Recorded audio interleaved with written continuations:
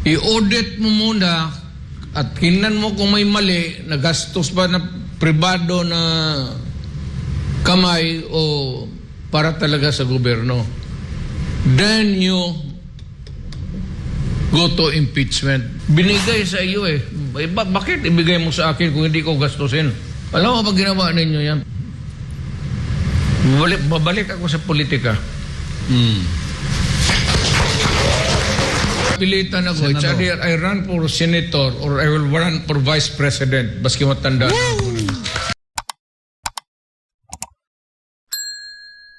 Thank you, sir. Mayang gabi, sir. Mayor, mayang gabi. Ikan diri sa Sultan Kudarat. Sir, sa isang pahayag ay nagpasalamat po sa inyo si Speaker Martin Romualdez dahil sa mga palitan ng pahayag at kuro-kuro sa politika sa paparating na 2028 presidential elections. Subalit marami pa raw, sir, ng mga bagay mas kailangan atensyon ng mga tagapamahalaan. Kinilala rin ng lider ng Kamara ang inyo pong mahalagang kontribusyon sa bayan at umaasa na patuloy raw po ninyong ilalaan at suporta at ang inyong pong expertise. Sa kanya pa, Mayor, and I quote, that your continued involvement is crucial as we strive to overcome the challenges we face. Our collective efforts are vital for the progress and prosperity of the Philippines, end of quote. Mayor, ano po ang reaction po ninyo dito, sir? That's the usual repartee, retort, or ano ang gusto mong gamitin dyan. Parang, kasi in public, hindi ka naman pwedeng bakit na ako gano'n? So, it's always diplomatically couch in a very diplomatic way. Wala naman akong away sa ano. Yun lang ang sinasabi ko. Naghinakit lang ako sa kanya kasi siya yung speaker eh. siya dapat na kumontrol. No? Dapat kontrolado niya yung mga komunista dyan. Total busog naman yan sa kanya. Pag magbibo, wag ka magbukuhin mo in public yung tao. Vice President pa. Or after all, hindi naman kanya yan eh. Specific yan. Kagaya nga kay Inday. She's the LCAC Vice Chair. Yung LCAC is the program of government now that is being implemented successfully against the insurgents and NPA. Kaya naman na magsabi mo kasi na intelligence plan, binubulsa, hindi naman na kami ganun kapobre na. Ang sama ng ang sama ng dating. Di for courtesy, kaya ako napikon sa kanya. Na-question ko rin siya dahil totoo man lahat. Huwag natin, given yan eh. Given yan, baski ako, so there should be no misunderstanding there about intelligence fund. Ang sinasabi ko lang, magkano rin ang iyo, baka you are naliligo ka na. Pero totoo yan. If it's the matter of handling an entity or office of government handling intelligence fund, given yan. So, walang ang akin yung napahiya yung anak ko. Sana sinabi na ninyo, dahil total magkaibigan naman tayo. Sinuporta.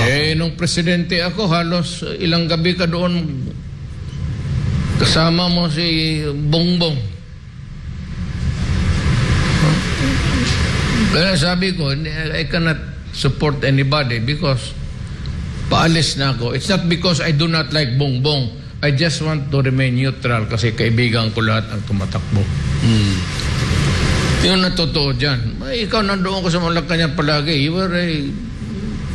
Magkaibigan tayo pero kung gawain ko yan sa anak mo. Sentiment yun ng tatay.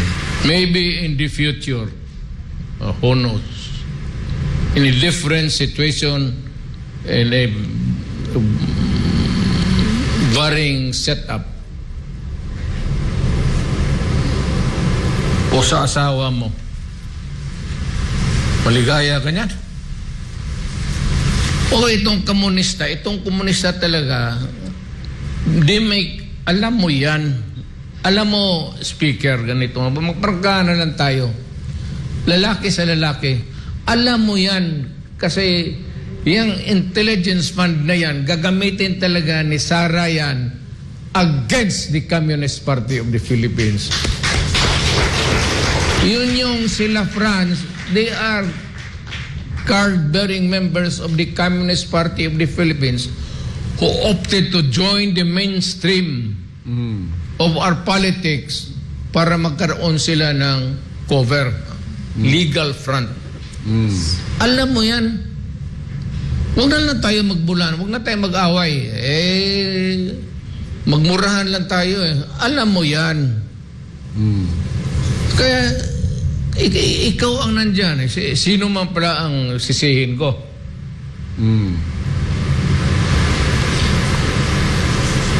Hindi. Alam mo, kaibigan tayo. Alam mo, anak ko si Sara. Bakit hiyain ninyo ng gano'n? Tapos, alam mo yung connotation ng intelligence fund is sekreto, confidential. Sabihin, binubulsa talaga yan. Corruption kaagad. Yan ang hindi ko gusto. Kasi dumaan ako ng pagka-presidente, bilyon naman ang dumaan sa akin. And Sara also. Ni 5 centimos, wala akong except pagkain. Libre mang pagkain. Kaya sabi ko, kumakain ako sa Malacanang, kasama ko yung mga sundalo. Tama yung mga sundalo. Ngayon ko lang yan sinasabi. Hindi ako nagpapalakas sa mga sundalo. Sad kasi magkain ka mag-isa. Yung haba-haba kaya na ng mesa. Tapos ikaw lang mag-isa. Tapos yung waiter na namatay naman yung waiter na namatay na yung waiter na nag-ano sa akin, magtindig dyan sa tabi mo, maghintay kung ano ang kulang mo. Sabi, sir, patis.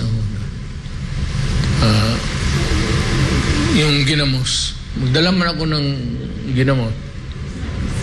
Yung ginamos natin, yun man ang pang either patis o ginamos. Hindi sabihin na pagkain niya ng it's a commodity that is bought by everybody, rich or poor. Wala kami, nasanay ako ng ginamos kasi yan ang pagkain ng mga pobre.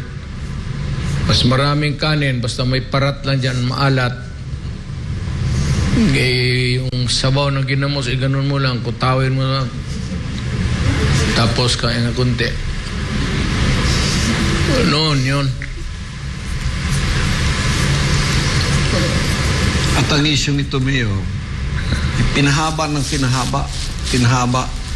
Pagkatapos ngayon, they're talking about impeachment na naman. Hindi humihinto. So they were given the opportunity, the enemies of the state who are legally covered because they are in the Congress, made a big issue out of this para sirain ang reputasyon ng ating BP. In the first place, sabi ng mga tao, hindi kasalanan ni Sara because it was the OP, Office of the President, who gave her this intelligence fund or this confidential yung fund. Yung binigay ni Marcos, yun ang dapat i-audit.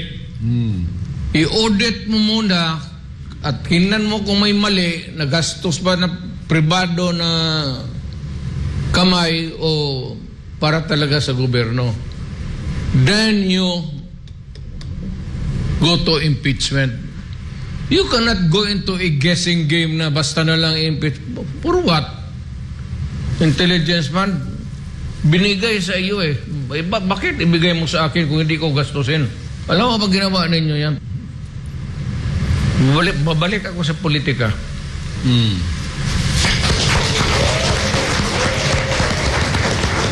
Sa survey, number 1 ka ngayon, Mayor. Papilitan ako. It's Senador. either I run for senator or I will run for vice president. Baski matanda.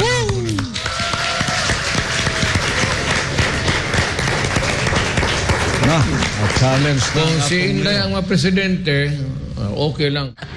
Simple lang naman yan. Quote unquote. Maghanap talaga ng sakit ng... Look, wala kayong sakit ng ulo.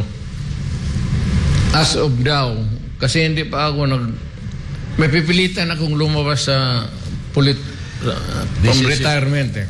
This is it. When I begin to talk, election na pa, just around the corner,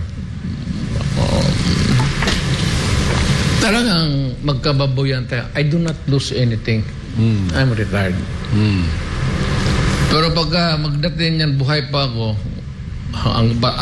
pag hindi pa ako, wala pa akong demensya, tatakbo ang presidente o vice president, yung mga katakbo ng presidente. Kung si Inday ang presidente, okay lang. You should shut up. Oh, he did not mention any name, ha? No names. Shut up. Wala tayong malaking problema. Ako, I sympathize with Bongbong. He's trying to control. Kayong mga eager beaver, shut up. If you have plans to run, go ahead. Sabi ko, yung presidency is God-given. Just don't intimidate him. Baski anong damgo mo dyan, wala, pag hindi binigay.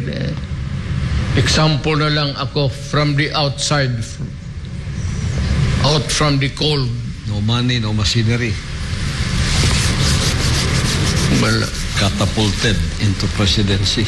Ngayon, nung tumakbo ako, siyempre, yung mga taga-Davao na mga mayaman, mga kababata ko, proud sila na kung may presidente taga-Davao.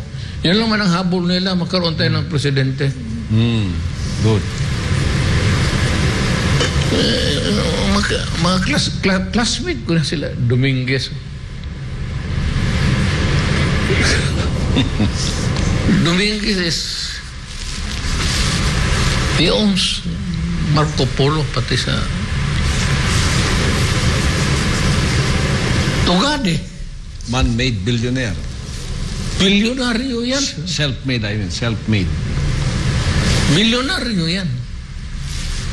Kung magtapo niya ng pera, sabi mo 100 million, bali wala yan sa kanya.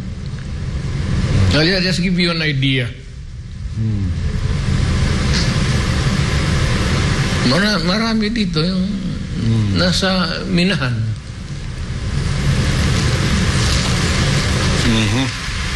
Yung mga warik-warik doon, yung mga pulis na naging milyonaryo. Sa mga ding mayor, no? Alam mo, malapit ako sa pulis kasi laking pulis talaga ako.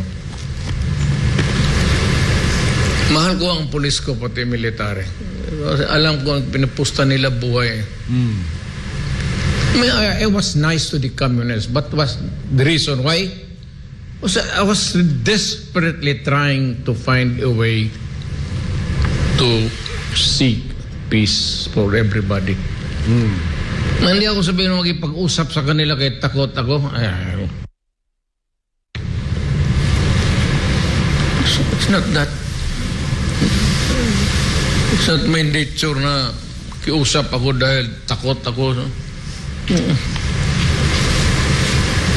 Ano ka? Sinaswerte ka? Wow, powerful.